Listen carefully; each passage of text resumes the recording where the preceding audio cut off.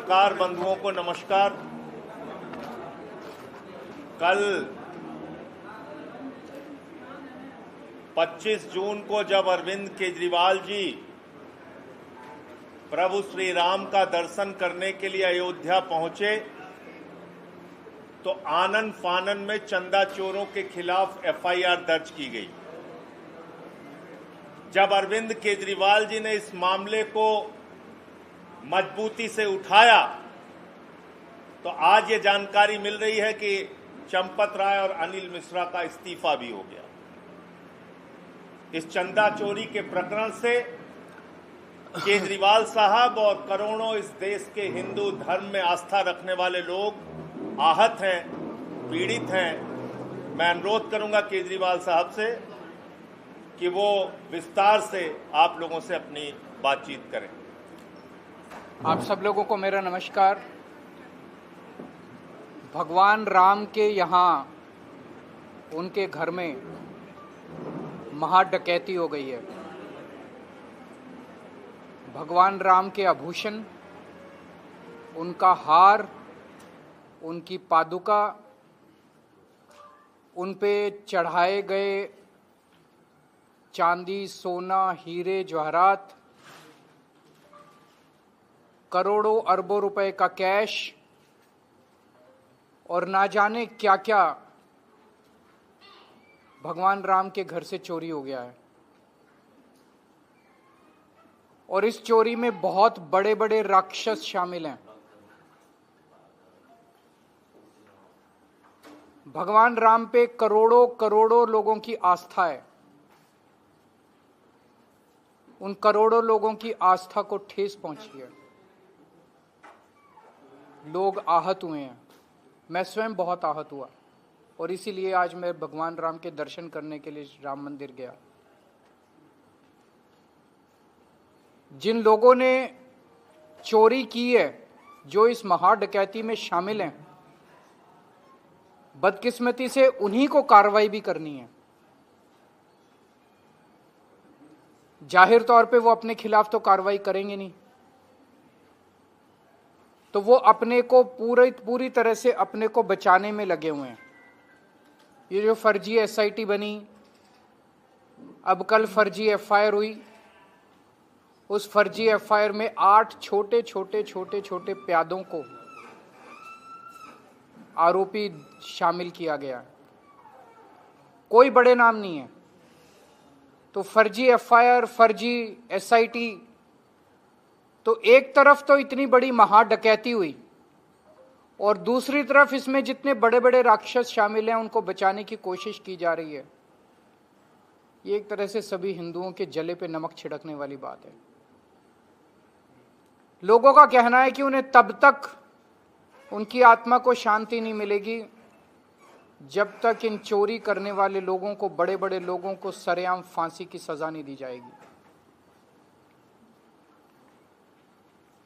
मैं आपको 2 उदाहरण देता हूं ये दिखाने के लिए कि किस तरह से लोगों के विश्वास को ठेस पहुंची है। सिंधी एसोसिएशन ने 26 जनवरी 2021 को 200 किलो चांदी दान में दी। उन्होंने दान दी, उन्हें रसीद नहीं मिली। उन्होंने रसीद की जिद भी नहीं की। उन्हें पूरा यकीन था कि भगवान के यहां चंदा चढ़ा रहे हैं, इसमें रसीद की क्या जरूरत है। बहुत लोग जाते हैं भगवान के यहां चंदा चढ़ाते हैं, रसीद कौन मांगता है। 5 साल हो गए, उन्होंने कभी रसीद की जिद नहीं की। लेकिन अब जब उन्होंने ये सारा मामला अखबारों में पढ़ा और मीडिया में देखा तो उनकी भी रूह कांप गई। अब वो पूछ रहे हैं कि हमारी 200 किलो चांदी कहां गई। उनका विश्वास डगमगा गया। भगवान राम पे उनकी अटूट श्रद्धा है, लेकिन मंदिर को चलाने वाले और उनके ऊपर के आकाओं के ऊपर उनका विश्वास डगमगा गया। रोज लाखों श्रद्धालु मंदिर में आते हैं, मंदिर में चढ़ावा चढ़ाते हैं। अखबारों में खबरें छप रही हैं कि रोज लगभग 12 से 14 लाख रुपए का चंदा आया करता था मंदिर में। जब से ये खबरें मीडिया में आई हैं, ये घट के 1 लाख रुपए से भी कम हो गया। लोगों की आस्था को बहुत भारी ठेस पहुंची है। ये कोई मामूली, जो मैंने आपको, इस तरह के ढेरों उदाहरण है, अखबारों में रोज छप रहा है। एक कोई रस्तोगी जी है, उन्होंने 2 दीपक दान में दिए, जिसमें से एक दीपक पे अखंड ज्योति जलाई गई।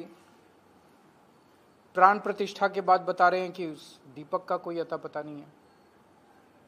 बहुत सारे लोग हैं जो अब अपने अपने चंदे का हिसाब मांग रहे हैं।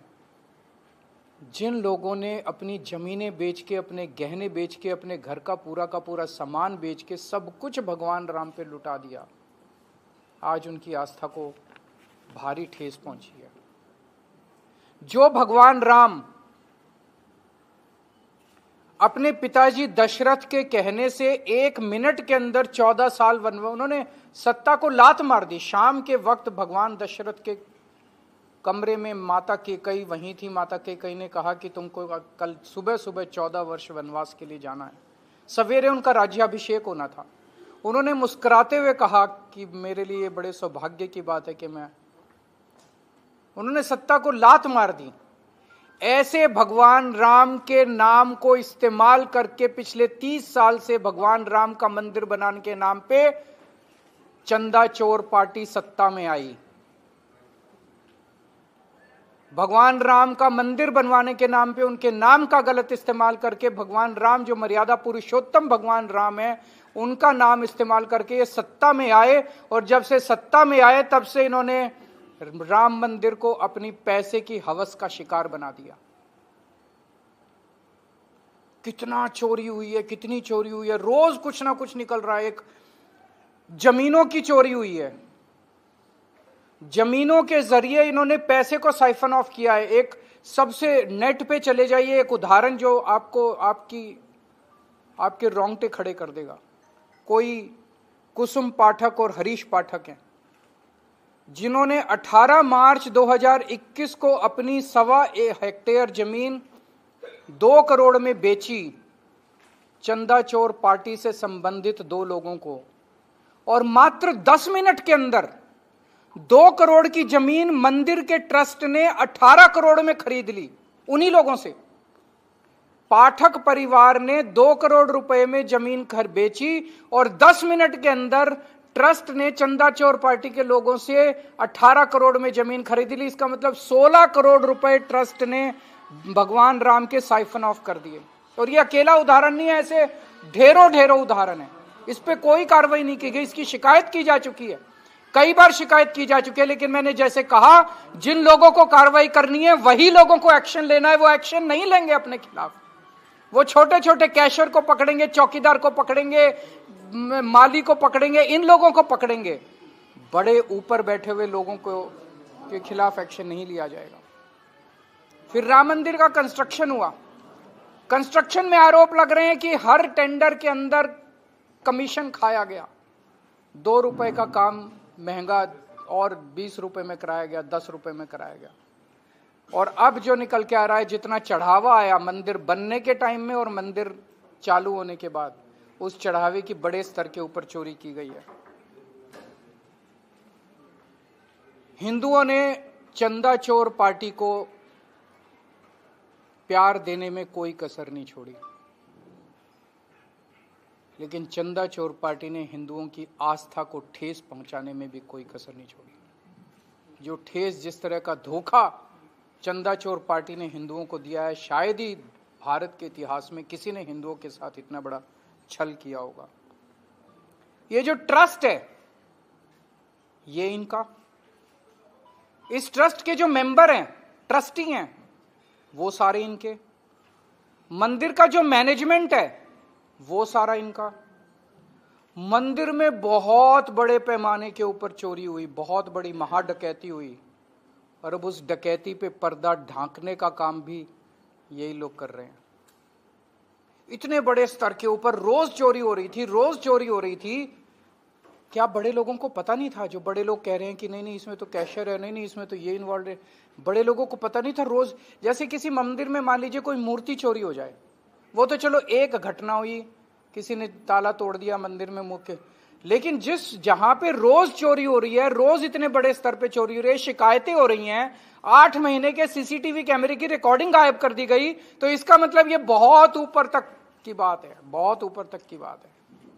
तो जो मेन प्रश्न यहां उठता है, ये देश जानना चाहता है, पूरा हिंदू समाज जानना चाहता है, सब लोग जानना चाहते हैं कितने करोड़ रुपए, कितने अरब रुपए की चोरी हुई और वो सारा पैसा गया कहां। वो सारा पैसा ये 8 कैशियर नहीं ले गए जिनके खिलाफ आज एफआईआर हुई है। अरबों रुपए की चोरी का पैसा गया कहां, अयोध्या के बाहर गया, कहां गया।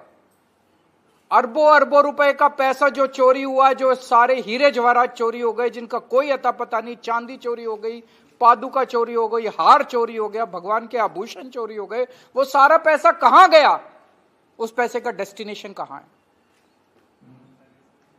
बहुत ऊपर तक है इसके तार, बहुत ऊपर तक है। 18 दिन हो गए ये जब चोरी सामने आई है। एफआईआर करने के अंदर, जब मैं कल उतरा लखनऊ एयरपोर्ट अयोध्या की तरफ आ रहा था, एफआईआर उसके बाद हुई है। एफआईआर करने के लिए इतनी जद्दोजहद करनी पड़ी। और कल मैंने एक सुना मामला, जब मैं सोशल मीडिया पे पढ़ रहा था, आप मीडिया वालों ने चलाया, प्रधानमंत्री कार्यालय ने चंपत राय से उनके रिकॉर्ड मांगे, हिसाब किताब मांगा, चंपत राय ने मना कर दिया देने से। सोच सकते हैं, प्रधानमंत्री मोदी जी ने चंपत राय से रिकॉर्ड मांगे और चंपत राय ने मना कर दिया। इस देश में एक ऐसा व्यक्ति भी है जो मोदी जी को मना भी कर सकता है। वो मोदी जी ने मान लिया, रिमाइंडर भी नहीं भेजा, मान भी लिया। इसका मतलब आप सोच सकते हैं कि तार कहां तक हैं।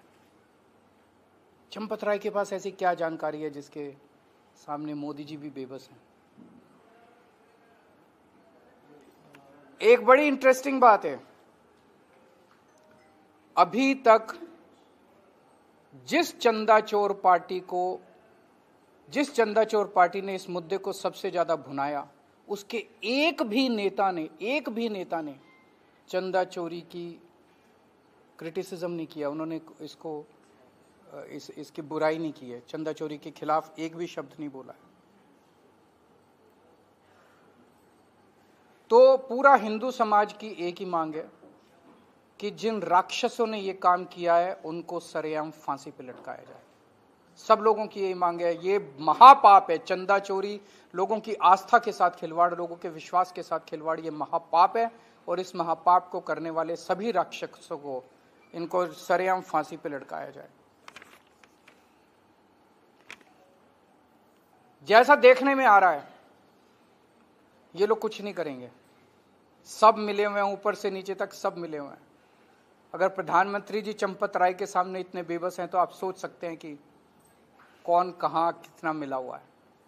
लेकिन मेरी आज सारे समाज से एक विनती है, कानून अपना काम करे ना करे लेकिन हम सब लोग मिलकर कराएंगे कानून से भी काम। भगवान राम भी इन लोगों को दंड देंगे। आज मैं गया, भगवान राम के सामने नतमस्तक हुआ, वो भी इनको दंड देंगे। लेकिन पूरे समाज की भी जिम्मेदारी है। ये जितने चंदा चोर हैं और जितना चंदा चोर करने वालों के सहयोगी हैं, इन सब का सामाजिक बहिष्कार करना शुरू कर दीजिए, नहीं तो आप भी पाप के भागीदारी बनेंगे। जितने चंदा चोर हैं और जितने इनके सहयोगी हैं, इनके सपोर्टर हैं, इन सब लोगों को, चंदा चोरों का सामाजिक बहिष्कार करना शुरू कर दीजिए। इन लोगों को लगता था कि भगवान राम की वहां जो मूर्ति है वो मिट्टी की बनी है। इन्हें ये पता नहीं कि भगवान राम कितने शक्तिशाली हैं। इन्हें पता नहीं कि भगवान राम की ताकत क्या है। इन्हें लगता था कि बड़े आसानी से डकैती कर लेंगे। मैं इनको कहना चाहता हूं, राम के सहारे आए थे, अब राम ही इनको भगाएंगे, भगवान राम ही इनको भगाएंगे। हमारी सबकी मांग है, पूरे हिंदू समाज की मांग है कि ये जो ट्रस्ट के अंदर नेता बैठे हैं, अफसर बैठे हैं, इनका मंदिर से क्या लेना देना है? ये क्यों बैठे हैं? इन्होंने अपने प्यादों को बिठा रखा है। आज हम हनुमानगढ़ी गए थे, हनुमानगढ़ी को साधु संत संचालन करते हैं। साधु संत निर्मोही होते हैं, उन्हें कुछ लेना देना नहीं। हनुमानगढ़ी में करोड़ों करोड़ों का चंदा चढ़ता है, आज तक एक नए पैसे का आरोप नहीं लगा, और कितनी दशकों से चढ़ रहा है, सदियों से चढ़ रहा है। भगवान राम के मंदिर को भी साधु संतों को, धर्म आचार्यों को सौंपा जाए। इन अफसरों को और नेताओं को इसके चंगुल से हटाया जाए। इस ट्रस्ट के अंदर केवल और केवल धर्माचार्यों को, जो उन्हीं को उस पर रखा जाए। और मैं लोगों को कहना चाहता हूं, जो राम के नहीं हुए वो आपके क्या होंगे? जिन्होंने भगवान राम को लूट लिया वो आपके क्या होंगे? कुछ अंधभक्तों को लगता था कि ये लोग बड़े ईमानदार हैं, कुछ अंधभक्तों को इनकी ईमानदारी पे बड़ा भरोसा था। वो अंधभक्त जान लें, जिन्होंने राम को नहीं छोड़ा वो राष्ट्र को क्या छोड़ेंगे। तो मैं पूरे देश से अपील करना चाहता हूं, सब लोगों को ये धर्म युद्ध है, सब लोगों को उठना पड़ेगा, सब लोगों को खड़ा होना पड़ेगा, और सब लोगों को ये धर्म युद्ध की लड़ाई लड़नी पड़ेगी। आज मैं तो कसम खा के आया हूं भगवान राम के मंदिर में कि जब तक इन राक्षसों को फांसी पे नहीं चढ़वा दूंगा, मैं चैन की सांस नहीं लूंगा। अगर आपके एक दो प्रश्न है तो। सीएम योगी ने कहा है कि एक सज्जन, बिना नाम लिए कहा, एक सज्जन अयोध्या गए हैं जो दिल्ली को बर्बाद किया है। क्या मैं योगी जी को कहना चाहता हूं, महाराज जी, ये जो चंदा चोर हैं, ये आपको भी हटाने का पूरा षड्यंत्र रच रहे हैं, आपकी भी कुर्सी के पीछे पड़े हैं। आप महापाप करने वालों का साथ क्यों दे रहे हैं? मेरा जो संघर्ष है कि जो चंदा चोर हैं उन लोगों को, इन राक्षसों को सरेआम फांसी दी जानी चाहिए, इसमें मेरा साथ दीजिए, इन महापापियों का साथ मत दीजिए। अनैतिकता, नैतिकता, इनकी नैतिकता, इस्तीफे, ये तो बड़ा आसान है। मैंने एक पैसे का चोरी नहीं की थी, इन्होंने मेरे को जेल भेज दिया, मनीष सिसोदिया को जेल भेज दिया, सबको जेल भेज दिया। जिन लोगों ने महा डकैती कर दी प्रभु श्री राम के घर में, उनके क्या इस्तीफे से खुशी मनाई जानी चाहिए? पहली चीज तो उनको सरेआम फांसी पे चढ़ाना चाहिए, और दूसरी चीज उनके ऊपर वालों को कौन करेगा? ये तो केवल जरिया थे। मैंने कहा इस पूरी लूट का पैसा पहुंचा कहां है? क्या इनके घरों में है या इन्होंने कहीं और डिलीवर किया? इनकी पूरी लूट का पैसा किसके पास है? कितना पैसा लूटा और कहां गया? ना एफआईआर में और ना ही एसआईटी के किसी उसमें चंपत राय का नाम नहीं आ रहा है। एफआईआर में भी नाम नहीं। बिल्कुल, मैं तो कह ही रहा हूं कि जिस तरह से पूरे मामले को, बड़े बड़े राक्षसों को बचाने की कोशिश की जा, एक्चुअली प्रॉब्लम यह है कि जिन लोगों को एक्शन लेना है वही लोग इसमें लिप्त हैं। वो अपने खिलाफ एक्शन, वो अपने को बचाने की कोशिश, ये कहना गलत है कि बड़े लोगों को बचाने की कोशिश की जाए, वो अपने को बचा रहे हैं ये लोग। तो जो पहले तो लूटा और उसके बाद फर्जी एफआईआर और फर्जी एसआईटी करके, ये एक तरह से जले पे नमक है पूरे हिंदू समाज को। लगातार कई एफआईआर कॉपी, कई तहरीर दी गई, लेकिन एफआईआर जो दर्ज हुई वो ट्रस्ट के ही तहरीर पे दर्ज हुई। सब मतलब लोगों की आंखों में धूल झोंकने का। मेरे को ये बताइए, 2021 में अगर एक जमीन 2 करोड़ की 10 मिनट के अंदर 20 करोड़ में खरीद ली जाती है, उसके ऊपर अभी तक गिरफ्तारी क्यों नहीं हुई? खरीदने वाले और बेचने वाले इन्हीं की अपनी पार्टी के लोग थे। इत्तेफाक इसमें यह है कि संजय सिंह जी एसआईटी के सामने पेश होते हैं और आप अयोध्या आते ही में एफआईआर भी होती है गिरफ्तारी की, तो क्या माना जाए केजरीवाल जी के डर से हो रहा है? देखिए, मैं बहुत छोटा व्यक्ति हूँ, मैं भगवान राम का भक्त हूँ, मैं हनुमान जी का भक्त हूँ, मेरा दिल बहुत आहत है, मैं एक मिशन के लिए निकला हूँ। मैं भगवान से केवल यही प्रार्थना करता हूँ कि मैं अपने मिशन में कामयाब हूँ। स्वीकार हो। अभी